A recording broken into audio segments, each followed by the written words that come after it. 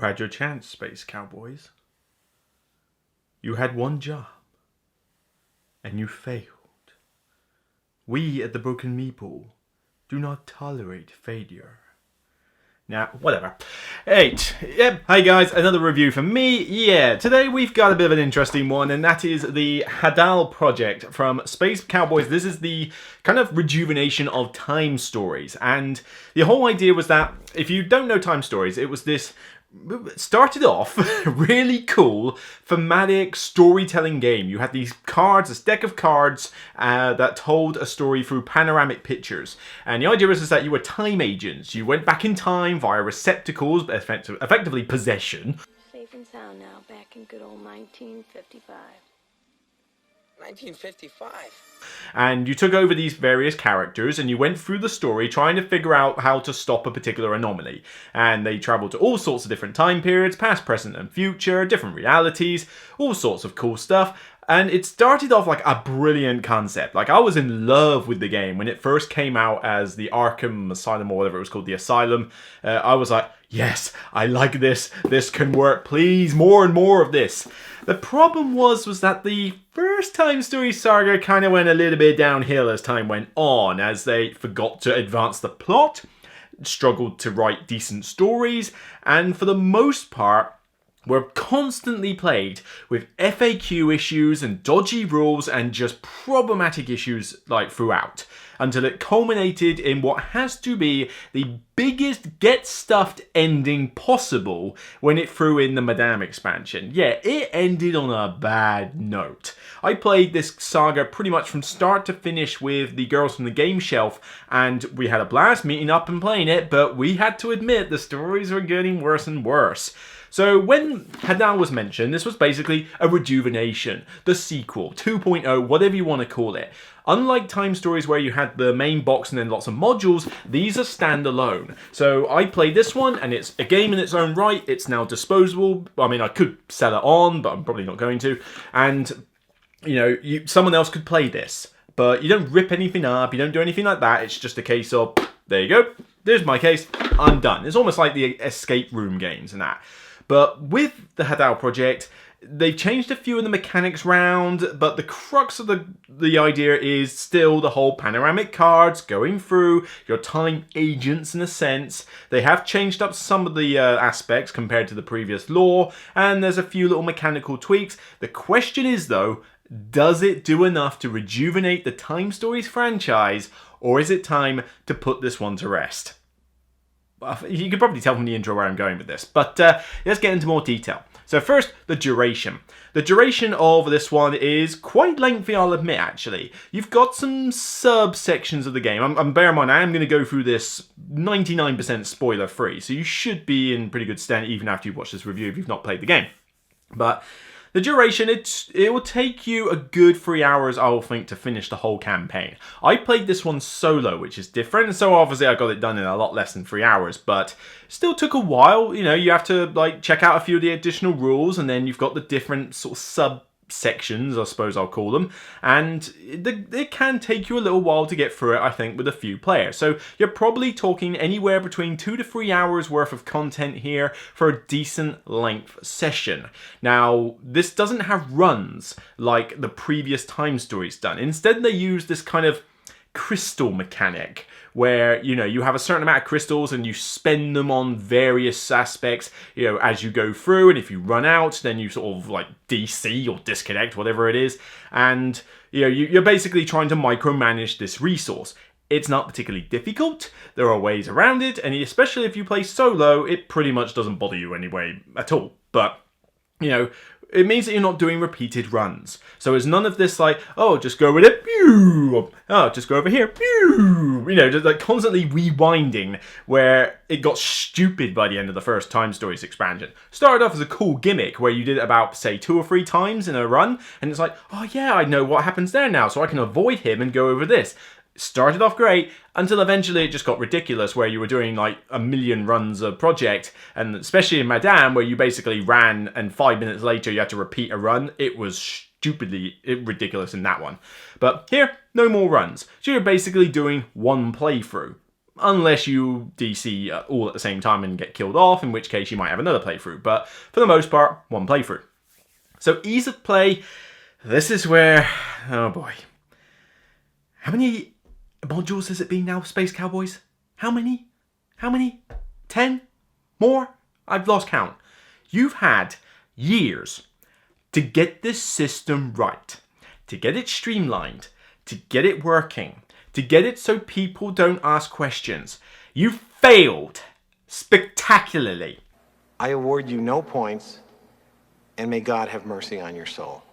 Now, I'm not saying that it's impossible to play this. I played it eventually, but I had to look up FAQs on Board Game Geek. I had to make my own judgment on certain rules. The rulebook will get you the basics of the mechanics so you can at least get started.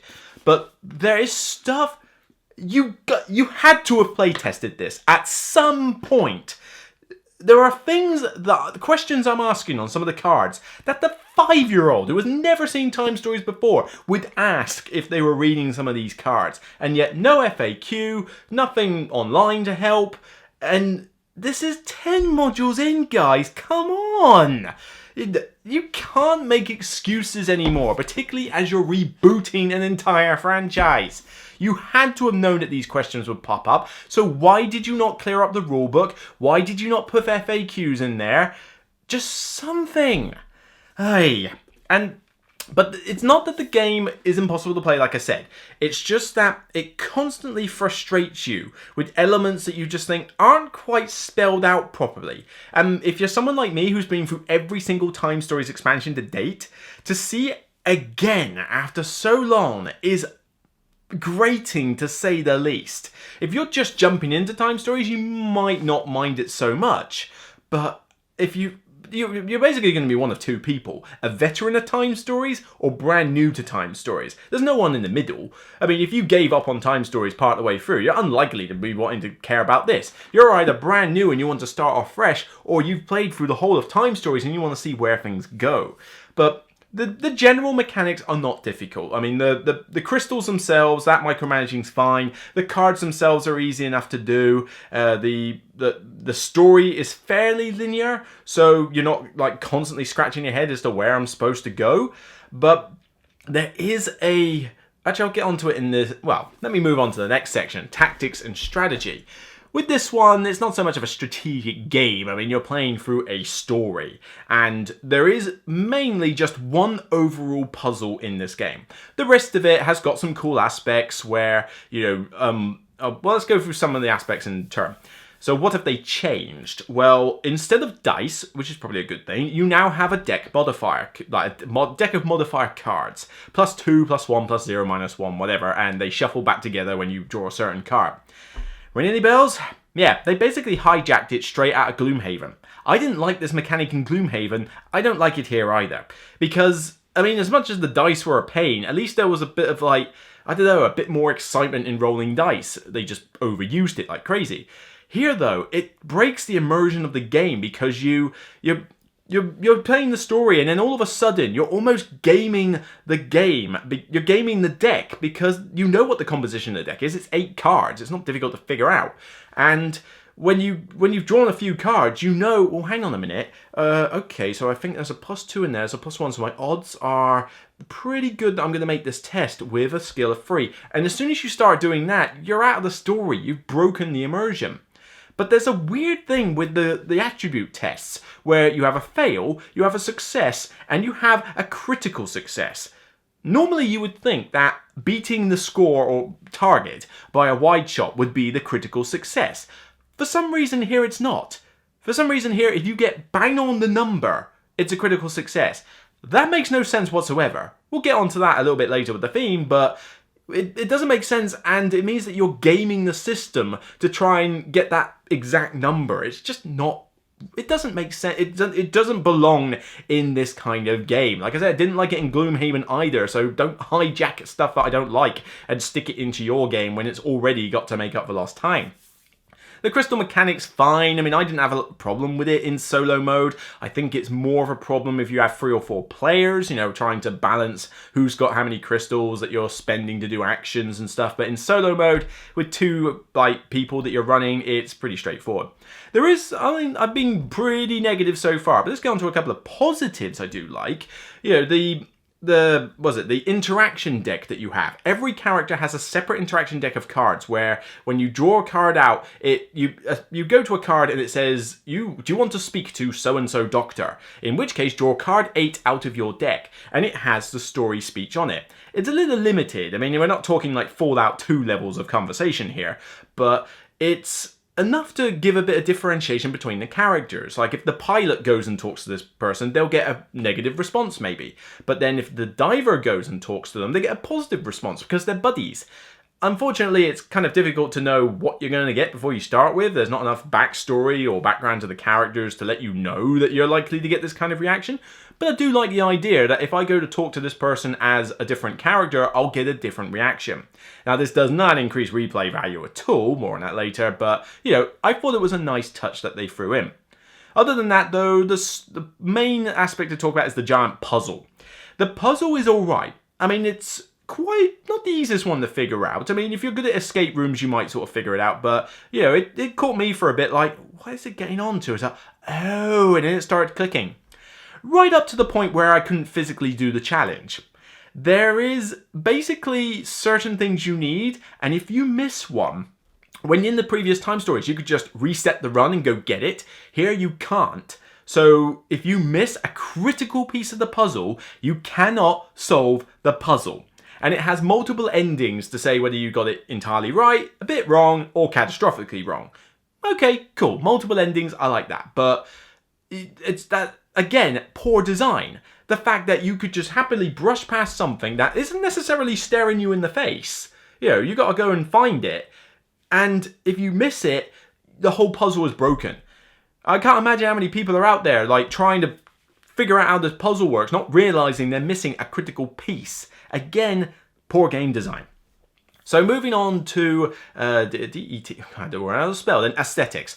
At least the aesthetics I can talk positively about. I mean, the crystals are fine. They're your basic blue crystals. There's nothing to really sing home about here. I mean, don't worry, I'm not going to get the cards out. I just want to... All right. Oh, no, here they are. Yeah, you've got a bag of these little crystals, and they're your basic blue gemstones like you've seen before. The artwork on the cards, really good. Really like the artwork, as usual. It's typical Time Stories artwork, so if you liked it before, you're going to like it now. And the panoramic pictures are cool as ever. Lots of blues everywhere in this one, for the most part. But the poor component is that there's a punch board with tokens, and it tells you not to flip the board, and punch them out only when you need them. I don't know why they didn't just use a deck of cards. A deck of cards with decent artwork would have been a lot better, but these punchboard tokens are very flimsy, they're poor quality. It's a way to keep the game cheap, I suppose. I mean, you know, there's a fair amount in here once you've got everything out and all the cards, but yeah, they obviously wanted to keep the price point down. But yeah, these punchboard tokens are pretty lame. Immersion of theme. The theme is still strong. You know, the story is actually probably the best aspect of it. It's a decent story. The prologue in itself makes you go, okay, what's going on here? I want to know more. Okay, that's a little bit out there. And then you progress through the story, and as I say, subsections and revelations turn up, and it's like, not like there's no like boo moments, and there's certainly no like, you know, shock, horror, revelation style moments. It's just like the story is interesting and you want to see it through the end throughout the time period, subject to the frustration of the rules occasionally. But, you know, certainly theme is still pretty strong, except for when it breaks itself, having to do that whole deck gaming system thing with the modifier deck. It is one of those things where it just, the game grinds to a halt as you do this little math puzzle to do your attribute test, when you could have literally just gone, right, what do I need? 3 dice? Come on, hearts. You know, and that's more entertaining than like kind of go -2. Well, if there's a -2, I get 3. But if I can pay a crystal and boost up to 4, then I can do. Come on, you know, it seems like they sort of saw Gloomhaven and then thought, well, that's popular. I want to borrow a couple of things from that. And then they borrowed. Well, they chose the wrong game for a start, but they borrowed probably the worst aspects of it. So it didn't really work out. And then finally, the longevity. This is a one-shot wonder. It does not matter if you have the interaction deck to show you, oh yeah, I talk differently to this person compared to my neighbor. It's not enough to make you want to play for the whole story again, because you know the plot, you know the surprises, you know the puzzle, you know it all. It is a one-shot wonder, just like the other Time Stories modules, although at least this time you don't have to have the big box on your shelf to have all the basic Time Story stuff in it. You can just basically go, oh well, this is good, and it's done. And I wonder how loud that was on the camera, but blew out the mic maybe. But yeah, it's a one-shot wonder, so yeah, there isn't really any longevity to speak of. So this is the problem. Space Cowboys. I wanted to like this, I really did.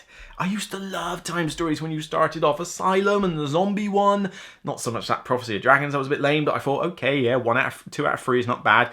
And then the 4th one, and then I started to see the cracks, and the FAQs just got ridiculous, and yeah, problematic. But this was your big chance to rejuvenate this franchise. I was so looking forward to this being like a 2.0 streamlined, properly made edition where I can go, yes, Time Stories is back and I can't wait. I've got no interest in waiting for the next module. The next module comes out, I couldn't really care less. By the time I was like 3/4 of the way through this, I was getting a bit bored. I mean, the story's good, but the frustration constantly with the FAQs and just like how long it was going for, because it was going on for a fair distance, was just starting to get boring. And so was the whole modifier deck and the crystal thing. They're not particularly entertaining mechanics. So all I had to go on was good artwork and a half-decent story. That's not enough.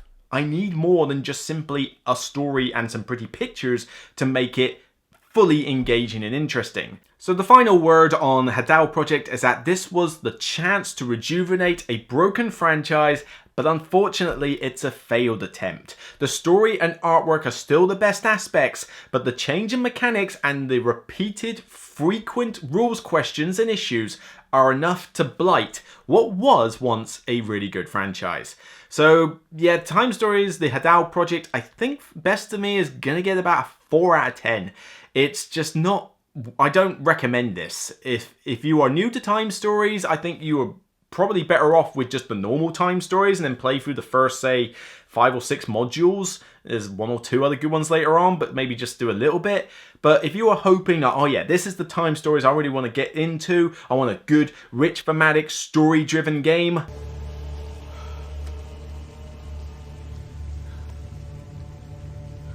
so yeah, you tried, you failed. Sorry, this is tough love. This is coming off as harsh, but come on. If this was a brand new attempt at doing it, I'd be a bit more lenient. But this is like your 11th, 12th, whatever time, and you're just repeating the same mistakes again, and frankly, we're done. So that's it from me. I'll see you on the next Broken Meeple review. Thank you to the Patreons who support this channel. If you want to get involved, then check out the Patreon page and subscribe. But failing that, subscribe to the YouTube channel, Ding the Dawn. Check me out on Facebook and Broken Meeple and all that gubbins. So, I'm going to take a break because I'm developing a bit of a cold virus, I think, and my throat is very dry after only this small video, so I might have to just do one tonight. But I'll see you on the next Broken Meeple review, and remember, regardless of whether this is the franchise you ever always wanted or whether it's done, it's still at the end of the day only a game. I just wish it was a better one. Take care, I'll see you next time.